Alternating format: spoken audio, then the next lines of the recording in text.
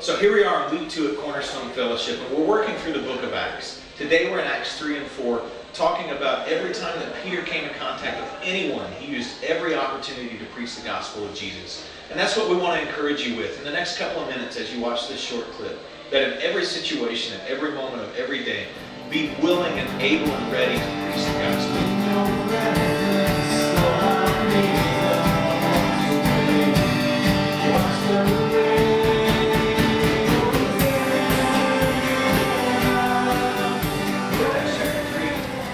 Verse 1, you see Peter and John. And Peter is, the loud, brash guy who, yells at everybody. And he's the guy who's not afraid to say anything. He's the guy who's not afraid to do anything. But this was Peter. Peter was the guy who, let's whip out the sword and let's just go after people. And then you got John. And John was, we think he was probably, pretty young. And so he's kind of this meek and mild, sort of little lukewarm kind of guy. And it's just kind of an odd pairing that you see here.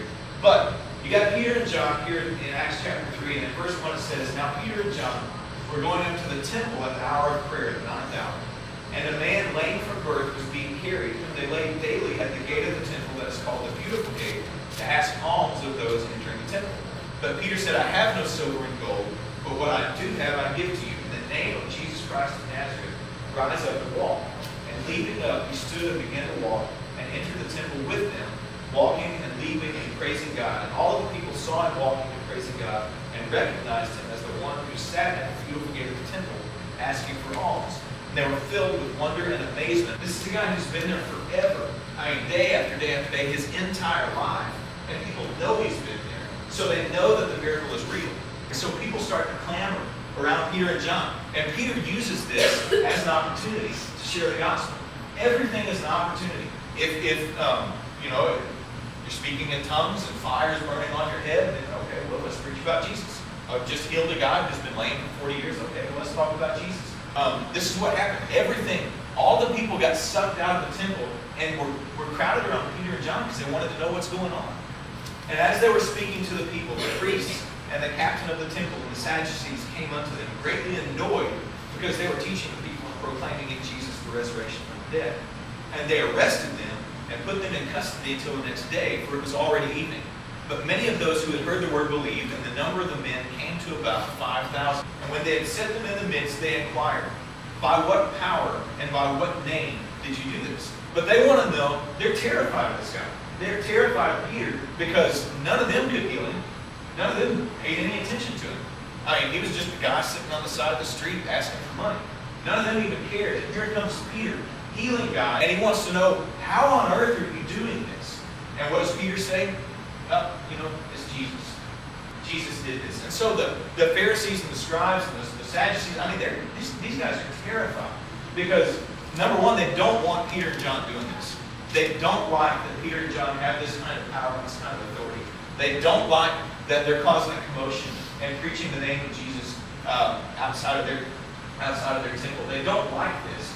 But number two, they know that 5,000 people got saved the day before. They know that happened, and they know that, if I kill Peter and John, then those people aren't going to like me very much. And so they're in a conundrum here. They love political power. They love the authority that they've got. But they don't like Peter and John. So it's like, well, okay, what do we do? They threaten him, and they say, don't preach about Jesus. Don't talk about Jesus anymore. And what does Peter say? This is so awesome, down in verse 19. But Peter and John answered him, whether it is right in the sight of God to listen to you rather than God, you've got to judge. You must judge. For we cannot but speak of what we have seen and heard. Isn't that who we're supposed to be? Aren't we, as the people of God, supposed to be bold and supposed to use every opportunity that we have to speak the truth, to preach the truth? Peter, he's arrested. They bring him up, in front of the court, and they say, what do you have to say for yourself? He's like, Jesus. That's what I've got to say for myself. I got nothing else to say. I've got Jesus. And if you choose someday to partner with us, to join with us in fellowship, that's the very first thing that we talk about when we go into our membership class is we have one word in our theology, and that's Jesus. We follow Jesus. Jesus was at the beginning, he will be at the end, and everything else in the middle is Jesus. And that's what we decide. That's what we choose. We want to be about Jesus. And so Peter brought up before the courts, and they're like, explain yourself to us. And he's like, I can just tell you that Jesus is real. Jesus is God. Jesus is the one who's given me this power and authority. Jesus is the one who's changed my life. So I can't help but talk about it. Every single time. Peter uses everything as an opportunity to speak about Jesus, to preach the truth, be bold.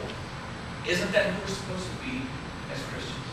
Isn't that who we're supposed to be as followers of Christ? Let's be bold. God, let us not just seek and long for a life of peace. Let us not seek for the American dream where I develop myself a fat retirement. This is not what they're saying. It's let me be bold. Let me have the word of truth in me. And wherever I go, let me speak the truth about Jesus. And let me not worry about anything.